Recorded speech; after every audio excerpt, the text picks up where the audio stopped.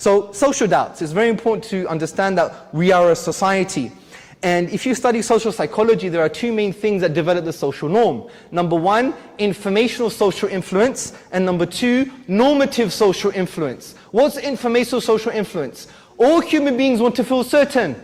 Now, if I don't feel certain about something, for example, God's existence, proof of Quran, Muhammad sallallahu alaihi wasallam, I'm going to go to my subgroup to find that certainty. If they're not giving me certainty, if I go to a Maulana and ask him a question, he says, just say Bismillah, go away, this is shaitan, then I'm not going to go to my subgroup anymore. I'm going to go now to the dominant group. And if a secular atheist culture becomes the dominant group, then there you go. That's what's going to happen. That's how human beings work from a social psychological perspective. Normative social influence is about belonging. I want to belong, right? There's no such thing as a personality on a desert island. What does chilling out on a desert island really mean?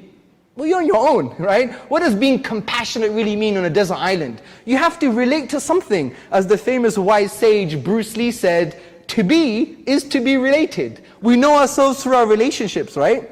So we have a sense of belonging. Now if I go to my subgroup, the Muslim community, and I have some quirky ideas, I'm a bit of a free thinker, maybe I don't look just like you, my beard's a bit too short, and maybe I'm wearing funky trousers, but I still want to connect with you. But if that community is intolerant, and that community is shunning me away, and that community is saying that you're a deviant, that you don't know what you're talking about, that you're stupid, and we have this ethno-religious cultish mindset about certain things, then where they're going to go? They're going to go to the dominant group. Reap what you sow, brothers and sisters. Don't get me wrong, we have our positions. We believe in classical Islam, we believe in orthodoxy. But we have to know how to apply that in the 21st century with all of these differences, so we bring people closer to Allah, not to push them away. So the way to do this, to facilitate this, is to fundamentally change our discourse, fundamentally change the way we're structured in our societies, and stop treating Islam like an ethno-religious cult, and make people realize that Islam is not just an abstract belief. Islam transcends the belief. In philosophy, a belief is very mundane. This is a microphone.